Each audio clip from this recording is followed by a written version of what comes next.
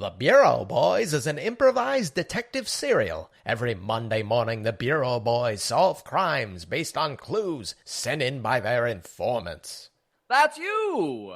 Go to thebureauboys.com to submit your clues, informant. Previously on the Bureau Boys. The case of the missing master Muppeteer. So the Bureau Boys duck into Man's Chinese Theater, mistakenly thinking that it's a Chinese restaurant.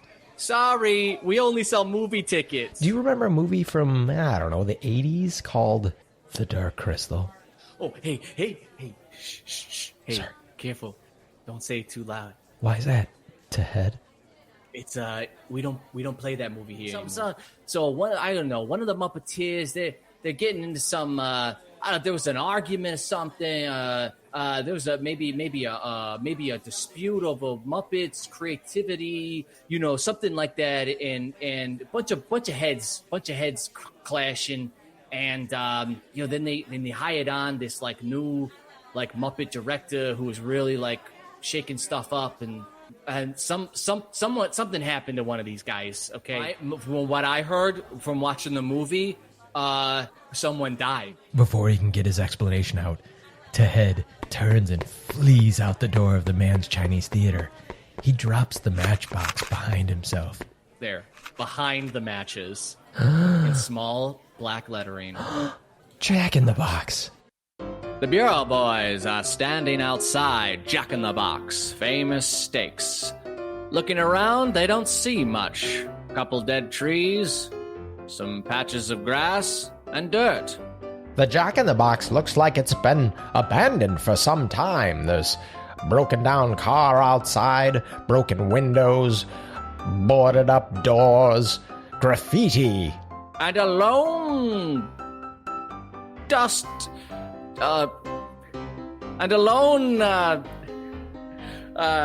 are the... Gunman? And a lone tumbleweed tumbles across their feet. It settles at the foot of Detective Riley, who kicks it away in disgust. And this week's clue, thanks to informant Kelsey, is an abandoned car that has only one fully inflated tire. Let's go to the Bureau Boys now. Detective Riley, there's a tumbleweed at your feet. Another one. You kicked the one away, but there's another one now. Damn these damn things. This place looks empty, okay? I look around, not much to see, and these tumbleweeds, where do they come from? It's basically abandoned. I think, in answer to your question, Detective Riley, what happens is a bunch of weeds get cut from a nearby yard, and they dry out, they blow in the wind, they all come together, they form sticks, and those sticks actually hunt abandoned properties. Hold on. These are haunted tumbleweeds? Well, have you ever seen a tumbleweed outside of a haunted village or a haunted house or a haunted guitar? I haven't. And I forgot my haunted guitar on the plane. I'll ride over. Damn. Oh, no. Well, you're never going to get that back. Now that you mentioned the hauntedness of this place, and of course, the broken windows, broken down car, which we will inspect in a moment, that kind of gave it away. But this tumbleweed touching my foot now, it's giving me some sort of feeling. You having one of your spells? A type of vision is coming over me, flooding through. This used to be a vibrant restaurant. All the bigwigs of Hollywood would come here eating steaks, so many steaks, slathered in A1 sauce, butter, and they kept it bloody, blood running. There was a lot of business deals here. Some sort of shining crystal and bunch of appear to be nerds playing with dolls. I can't quite make it out. Detective Riley, do you think they're Muppets, not dolls? Sorry, it's lost. There goes the tumbleweed. Detective Riley, I just want to say, great job on that fugue state. I know you slip in and out of them. Yeah. However, I mean, go on. clearly this would have been a vibrant restaurant at some point. It is a Jack in the Box. Why would they have opened a Jack in the Box? And this is the one that is actually equidistant from Universal Studios, from Fox Studios, and from Paramount Studios. So, I mean, yes, of course, it would have had bigwigs. It sounds like you're just confirming my vision. I appreciate your vote of confidence in my psychic abilities, Detective Potter. Do you think that the blood, Detective Riley, might have been from animal blood? Like, you know, they serve burgers and steaks and tacos. The tacos here, by the way, for a guy that loves tacos, I'm shocked that we didn't stop at an open Jack in the Box on the way here because they're great. My stomach is grumbling, and I can hear it. I really missed that opportunity. Okay. Well, the only way to find out whose blood I saw in my vision is by taking samples. Go inside, take samples. We'll run some tests. Yes. You're gonna go dust for blood, Detective Riley. I know that you're not a big science guy, but in the scientific community, we call it sponging for blood, and it only works on fresh blood. So. You did bring a fresh pair of sponges. I did bring a fresh pair of sponges, and I brought this dropper full of iodine, which I'm going to put, if we find any blood, dried up blood, I'm going to put it on the existing dried up blood. I think iodine is used for most scientific experiments, so I'm going to put it on the blood. We'll rehydrate the blood. I've got my backup sponge and my extra sponge here, and then these Ziploc bags. My whole kit. The Ziploc bags, that's for the squeezing out the blood from the sponge into the bag? Correct, Detective Riley. I'm blown away. I've been boning up on your methods, just in my spare time. And then, once I squeeze the blood into the bag, I put it in this mason jar. We have to store it for 6 weeks. Let it congeal. Let it recongeal into its original form. With added iodine, then I run it to the boys in the lab. The lab boys, as we call them. Right. And in year, maybe 2 years, we will have some DNA results. Okay, well, I guess there's no time to waste. So the Bureau boys take a few steps closer. Before entering the Jack in the Box, though, they sidestep to the lone vehicle broken down outside. Detective Riley, have you noticed the license plate of this clearly abandoned car? It has producer 1 on it, but shortened. I mean, I assume it's PRDCRWON. So actually not shortened then. Those PR. Well, Detective Riley, how do you spell producer? PR P pro do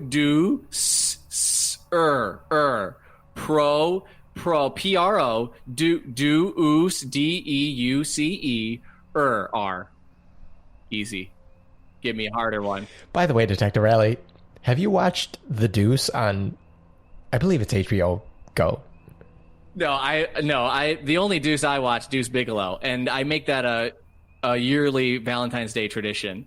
Detective Riley, these are the kinds of conversations we should have had with Ted when we were in the Man's Chinese Theater or restaurant, whatever it was. We don't have time for this right now, Detective Riley. Okay, well, you brought it up. I did not bring up Deuce Bigelow, though. Mine was a simple yes or no, Detective Riley. We could go down a million different things, a million different movies. We could do word association with different movies. I could be like Deuce Bigelow. That makes me think of American Gigolo with Richard Gere. And then you could be like, oh, that makes me think of Gerbils. That makes me think of the Hamster Project, which is my favorite childhood movie. And Detective Potter continues to rattle off movies, bouncing from one to the next in word association as Detective Riley takes a seat. And that is how they're all connected to Kevin Bacon. Are you fine now? Do you get it? Can we look at this car? Okay, all right. It's almost sundown at this point. The Kevin Bacon conspiracy is kind of blowing my mind right now. I'm going to appreciate that you've been taking notes the whole time. That is something I truly think we should look into at some point, Detective Riley. Like, it's dark. Okay, all right. Well, we'll put that on. You know what? I'm going to make a note. We'll put that on the back burner. We'll put a pin in it. But we are losing precious We're daylight. burning some serious daylight here, Detective Riley. You know how you go in your fugue states? When someone mentions that son of a bitch Kevin Bacon to me, it really gets my goat. Ugh. It's because he's got that perfectly feathered hair? Yes. Or is it the chiseled jawline? Were you not paying it? Okay, I'll go through this whole thing again. So Detective Potter runs through the entire Kevin Bacon conspiracy once again. The sun goes down, it comes back up, and the Bureau boys find themselves at dawn, still having not explored the car. Okay, now, do you... I've been digging for lizards or worms, anything I could find. I am so hungry. But Detective Potter, the Kevin Bacon conspiracy, not only is it enthralling, but I am very hungry. Well, because I had to keep saying the word bacon through the whole thing. Okay, Detective Riley, one more quick stop. Okay. We'll make a quick campfire. In my bag, I do have some bacon and eggs. I thought, and a frying pan. I thought of this exact thing. So the Bureau boys set up a campfire. Making sausages, bacon, eggs, a couple pieces of toast, and malted liquor. Detective Riley, this is why I really feel like we're starting to gel as partners. You brought sausage and toast, and I brought bacon and eggs. Like, that's, and a frying pan. That is, I didn't even coordinate that with you. No, and the malted liquor I found in the trunk of this beaten down car over here. You got the trunk open? Oh, yeah, it just popped open. It's so rusted. The latch was just broken. So the Bureau boys approached the trunk cautiously. Detective Riley, I didn't really look around too much. Yeah, there's this moth-eaten blanket. Shake this out. Moths!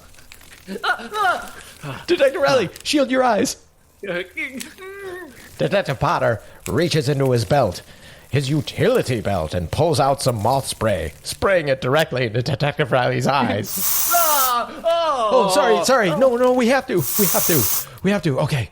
I think they've I'm very sorry about that, but I mean, frankly, on our last case, my eyes took a huge beating, so now you know how I felt.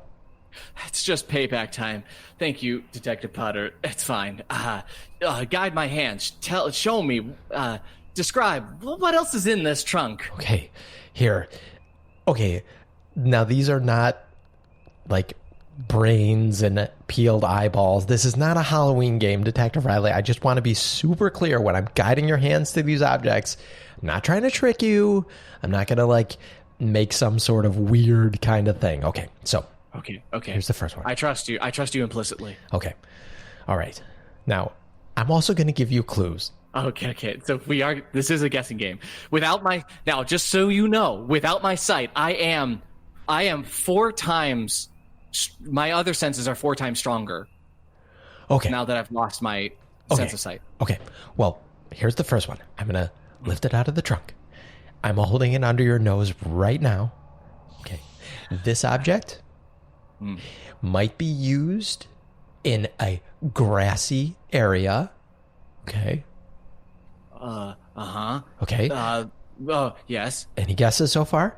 Lawnmower? You're holding a lawnmower. No, Detective Riley. Good guess. Not a lawnmower. Okay. Now, you hold it. Can you feel it? How's your sense of touch?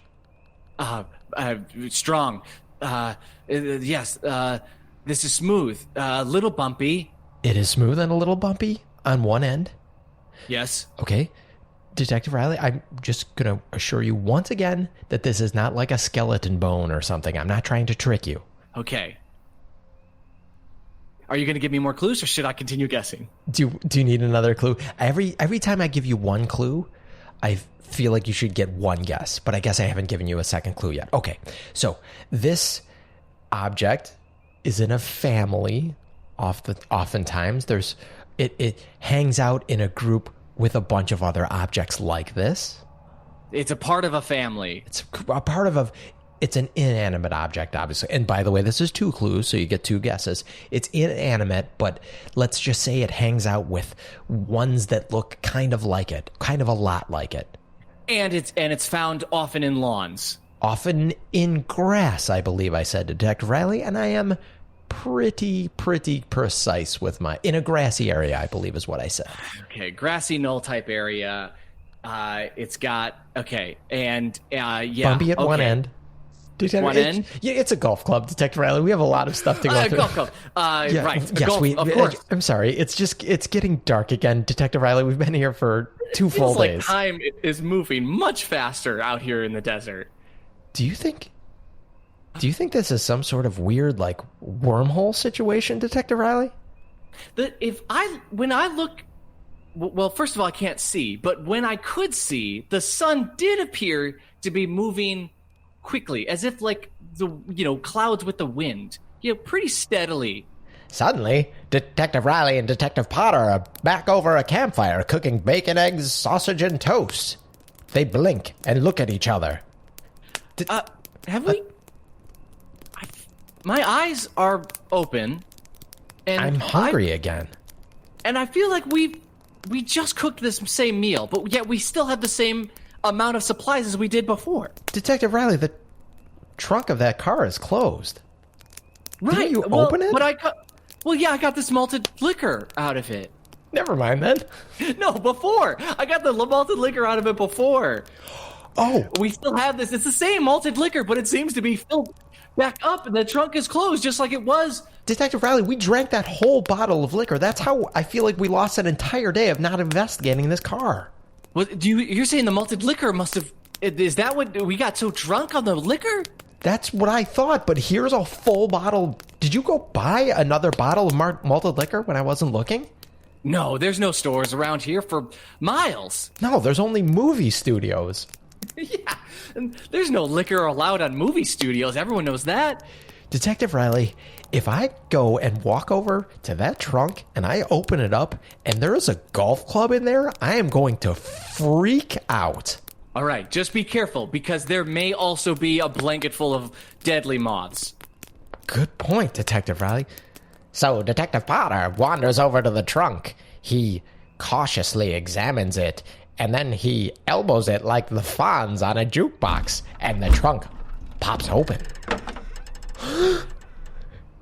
Detective Riley, a golf club.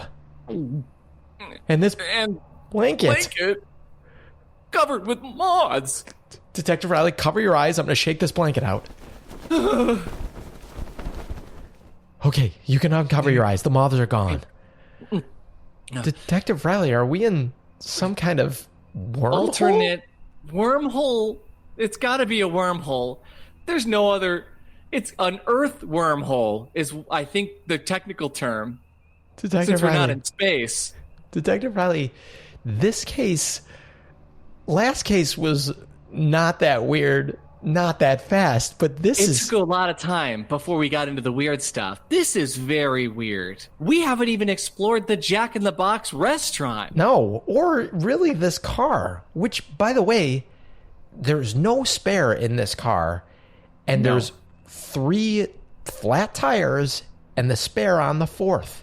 And look right over there, Detective Riley. Behind the bushes, next to the Jack in the Box, is another flattened tire. Detective Riley, it's another flat tire, presumably from this car, shoved over in the bushes. And so you're saying that there are 3 tires here that are completely deflated. Flat.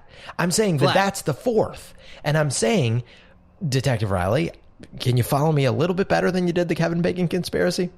Okay. It's just okay. What I'm saying is, all 4 of these tires were at one point flat. Whoever's car this was had the opportunity to change one. Just one. What were they going to do with one inflated tire? Perhaps they were waiting on a friend to bring more tires. That could be, Detective Riley. Do you think we should check the glove box, see if there's a license or a registration or anything like that in the glove compartment? I do. So the Bureau boys walk around to the passenger side door, open it up, open the glove compartment, and look inside. And what they find is a little note. Sorry, I thought it was going to be another moth. No, it's just such a tiny note. But they cut the note out in the shape of a moth. Detective Riley, do you remember Do you remember that movie, The Mothman Prophecy? Yes. Or Silence of the Lambs? I remember both of Okay. Both of those, I think, were probably Hollywood movies, right? I'm presumably. I'm just Who else saying. makes movies? Right, exactly. I'm just saying that they're both moth related, and here we have moths in the trunk and a moth shaped note. It's not just a moth-shaped note, Detective Potter. But right beside it, it just kind of blended in. The colors were the same as the glove box, but it looks like a little puppet, kind of Muppet. Muppet! Detective Riley, first of all, super impressed that you are learning now the difference between a Muppet and a marionette. I know a Muppet, a puppet, and a marionette. 3 different. Okay, well, I feel like one of us should have pointed out that there appears to be a marionette behind the wheel of this car, and it is freaking me out, Detective Riley. Frozen with fear. Okay, Detective Riley, we have to read the note. We have to read. Okay. If anyone finds this, know that I wanted to change all my tires. But I only had just the one spare. That I came out of the Jack-in-the-Box and all 4 of my tires had been slashed. I'm worried that I might not make the night. There's something following me. I don't think I can stay here. There was a lot of heavy breathing written into the note. This note is... He wrote so small. Yeah. No, please read the rest. What were you? Okay. Yeah. I'm worried that just as though my tires had been slashed, perhaps my throat is next? Question mark? I better leave a makeshift me in the driver's seat just in case. Signed? Oh, Detective Riley, the bottom part of this note is missing. Or maybe he just ran out of room because that was a ton of information on this tiny, tiny note. Both sides of the wings of the moth have been written on. Yes. And oh my God, look at that marionette. Look at that. Detective Riley. I feel like it's looking at me. No, its throat is slashed. Slashed like these tires. There's a deep gash in the marionette's neck. Detective Riley, I think I need to take this marionette back to our mobile lab and examine. You know what? I'll also take that tire and I'll grab the tire. I'll grab the marionette. Well, if you could grab one of that would actually be helpful. Here, take you. Can you? Here. It's just I'm so afraid. But all right, I'll take it. Thank you. Okay. You're right. My arms are frozen straight out, so that actually just fits right on them perfectly. Okay, Detective Riley. I think we should maybe go back to the hotel where I set up our mobile lab. I'm frightened. And I feel like the longer we stay here, the more likely our tires might get slashed. I don't even care if Ted is in that Jack-in-the-Box at this point because maybe he's homeless. Who cares? Let's get that. Sure you? What were we? No, were you going to ask if no. I'm sure that I don't want to check out the Jack-in-the-Box? Yeah. But I think you're probably right. I think we've seen enough. We've been here for 2 straight days, Detective Riley. If we're not going to check out the Jack-in-the-Box at this point, I don't think we're ever going to check out the Jack-in-the-Box. You're right. Let's get back in the car and let's drive the hell out of here. As the Bureau boys hop into their car and skid out onto the main road, they spin out of control, for someone has slashed their tires. Just before the Bureau boys can regain control of the car, they veer into a tree and are both knocked unconscious.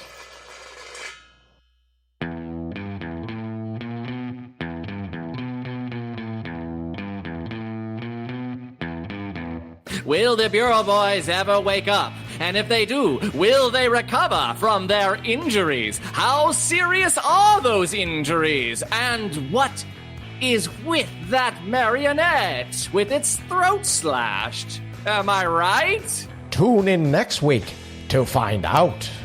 If you enjoyed this episode, help the Bureau Boys solve this case by submitting your clue at thebureauboys.com. They may use it on a future episode. While you're there, why not join their informant network and tell all your friends and family to join too? But don't tell the criminals, because the Bureau Boys are coming for them.